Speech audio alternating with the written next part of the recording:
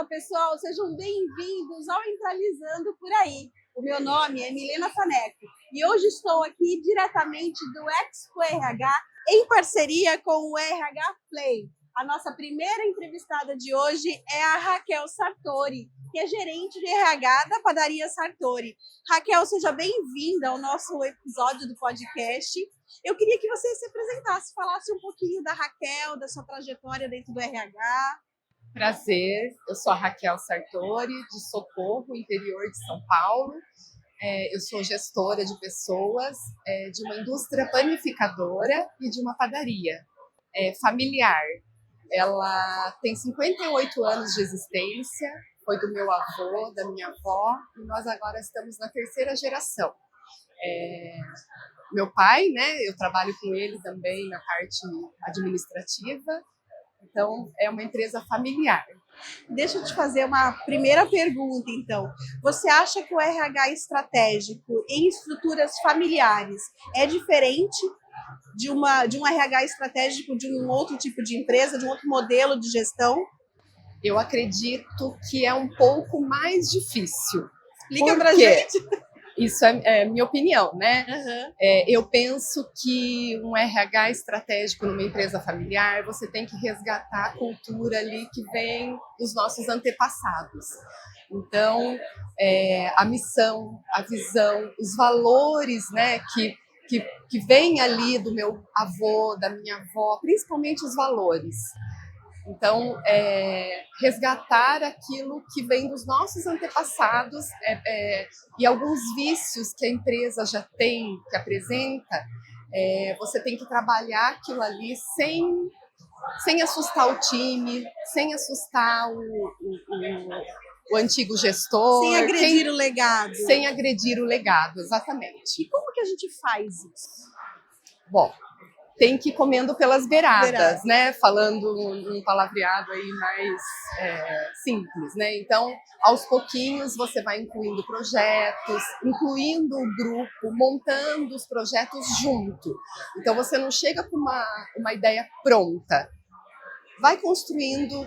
A estratégia que eu uso é sentar junto, então, com meu pai, com os meus tios, que são gestores que estão me passando o legado, né? Sentar junto e construir junto. Então, eu quero fazer um projeto. O que vocês acham da gente reformar, por exemplo, a padaria, por exemplo? Ou da gente fazer uma contratação de um padeiro, um mestre padeiro de fermentação natural? Ou qualquer outra coisa que eu queira fazer de projeto. O que eu queria entender de você é como que você convence eles de que mudar é necessário para você poder ter uma gestão mais estratégica e um RH mais estratégico. Convencer eles é aquilo lá, é o passinho de formiguinha, né? Então, é sentar junto, construir planos de ação junto com eles. Não chegar impondo alguma coisa ou achar que eu sou detentora do conhecimento. Pedir opiniões, pedir o que vocês acham da gente implantar isso, fazendo eles participarem do processo. Mostrar dados, às vezes é importante a gente mostrar os dados também. Sim. É importante. E o que é o RH estratégico para você? Independente de ser estrutura familiar ou não ser uma estrutura familiar. O RH estratégico é ele ter uma cultura bem fundamentada, né? Então, você saber qual é o seu foco, o seu objetivo, trabalhar em cima da missão e da visão da empresa, porque não adianta eu também querer implantar algo ali no meu RH que não esteja condizendo com os princípios da empresa, o propósito da empresa. Eu penso que ser estratégico é você trabalhar em cima do propósito da empresa, fazendo planos de ação, né? E implantando, né? Procurando não procrastinar esse... Tá certo. Ô, Raquel, e diante do mundo com tantas mudanças, né? A gente tem mudança aí todos os dias. Como que você vê o futuro desse RH? Bom, o que eu vejo o futuro do RH? Eu penso assim, já está muito difícil essa parte de contratação, de achar mão de obra, O futuro do RH é a educação. O que a gente faz lá? Eu sempre estou procurando contratar jovem aprendizes, porque quando eu contrato uma pessoa que é talvez... também contrato pessoas mais velhas, mas as pessoas... eu acho que essa parte eu tenho que tomar cuidado de falar, mas assim, o futuro do RH é você pensar no treinamento, desenvolvimento, a parte educacional. Então, na nossa área ali de panificação, está muito escassa a mão de obra de padeiro, né? É um desafio para a gente constante em estar contratando bons padeiros. Então, qual que é a nossa estratégia? A gente contrata jovens aprendizes e a gente vai dando treinamento como se fosse uma escola de panificação. Então, ele entra como um balconista, por exemplo. Aí, no período da manhã, ele vai para aprender com o mestre padeiro como que se faz o pão. Isso, o jovem aprendiz que tem vontade de seguir essa carreira. E aí, a gente vai treinando. Então, eu tive casos, assim, de jovem aprendiz que entrou ali com 16 anos, como balconista. Aí, ele falou, eu quero ser padeiro. Aí eu falei, então você vem no período da manhã, a gente paga para você e além disso você vai ser treinado pelo padeiro mestre. Muito bom. Deixa eu te fazer uma pergunta, né? Você falou de jovem aprendiz, a gente está falando estritamente da geração Z, que a gente sabe que é uma geração que permanece em média 9 meses dentro das organizações.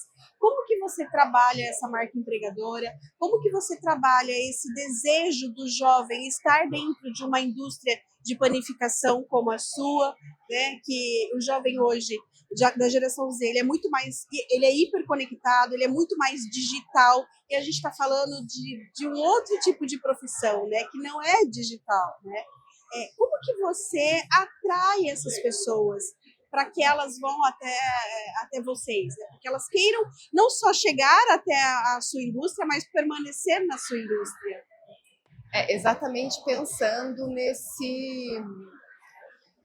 nesse caminho aí da carreira, né? E também a gente faz um investimento no jovem aprendiz, a gente ajuda, por exemplo, a pagar a van que vai para a universidade, ou dá uma ajuda de custo para pagar a faculdade. Então, a gente garante, pelo menos, que fique ali 4 anos, vamos pensar assim. E você acha que está atraindo? Ou ainda tem uma escassez de mão de obra? A gente tem a escassez de mão de obra, mas o jovem aprendiz ele quer ir trabalhar lá, a gente percebe. Por exemplo, nós tivemos pessoas que saíram de lá, engenheiros formados, que trabalhou de padeiro, que começou no balcão, foi para o empacotamento, depois virou padeiro. E agora é engenheiro civil. Nós tivemos fisioterapeuta, que abriu agora uma clínica de fisioterapia, mas daí ele ficou lá todo o tempo de formação. Entendeu? Então a gente... e tem também os que ficaram como padeiro. Que seguiram a carreira da panificação, sim. Muito bom. É um risco, né? Sim, sim. Você acaba contratando, investe, eles fazem a faculdade, a gente perde. Nessa semana eu perdi um padeiro porque ele fez engenharia de eletrônica, de carro, né? Mecânico. E agora, daí ele acabou um ótimo padeiro, mas agora ele foi seguir a carreira que ele escolheu. Mas o bom é que você está perdendo para algo melhor, pensando no futuro deles enquanto uma outra profissão. O duro é quando a gente perde por um problema de gestão, sim, né? Daí, ou de liderança, daí é muito pior, né? Sim. Muito bom. Raquel, qual que é o maior desafio dentro de todo esse contexto que a gente trouxe? De estratégia, de gestão familiar, de marca empregadora. Qual que é o maior desafio que você enfrenta hoje na sua carreira? Que eu enfrento na minha carreira é essa cultura mesmo que está ali enraizada, que algumas vezes é difícil de você tá modificando, né? Mas não que tudo tenha que modificar, né? Tem muita coisa ali que eu aprendo com esse legado aí que veio, né? Dos meus pais, do meu pai, do meu avô. A gente aprende muito, mas tem muita coisa que às vezes a gente quer mudar, mas que depende de uma aprovação ali da família, né? Dessa história toda que a padaria tem. Legal. Agora, uma curiosidade, né? Estruturas familiares, principalmente quando tem uma estrutura menor, né? Porque a família briga no final de semana, mas na segunda-feira todo mundo tem que estar lá trabalhando, né? Como que vocês blindam os 70 colaboradores que vocês têm dessa questão, né, de família? Isso é um desafio muito grande, porque na verdade são 3 sócios, que é meu pai, que ele cuida do administrativo, o meu tio, que cuida da parte ele é mestre padeiro, e o outro tio também é mestre padeiro.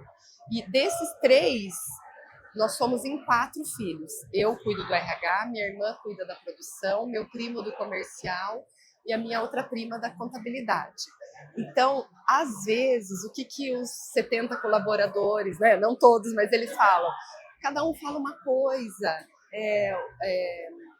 tá difícil porque vocês têm que se comunicar mais, então isso é um desafio, né? São muitos sócios. E como que você resolve esse desafio de comunicação com os colaboradores? Eu sou sempre muito verdadeira com eles, né? E também com os meus sócios. Então, quando eu preciso, eu chego e dou um feedback mesmo, né? Para os meus sócios do que está acontecendo. E com os colaboradores, muitas vezes eu escuto, tenho uma escuta ativa com eles, né? E dessa escuta eu procuro fazer algum plano de ação em cima.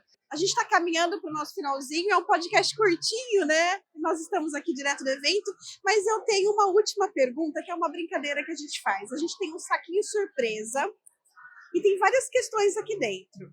Sorteia uma e responde. Vamos ver. Ah, meu Deus, vamos ver se eu vou saber responder, né? Se você não souber, a gente sorteia outra.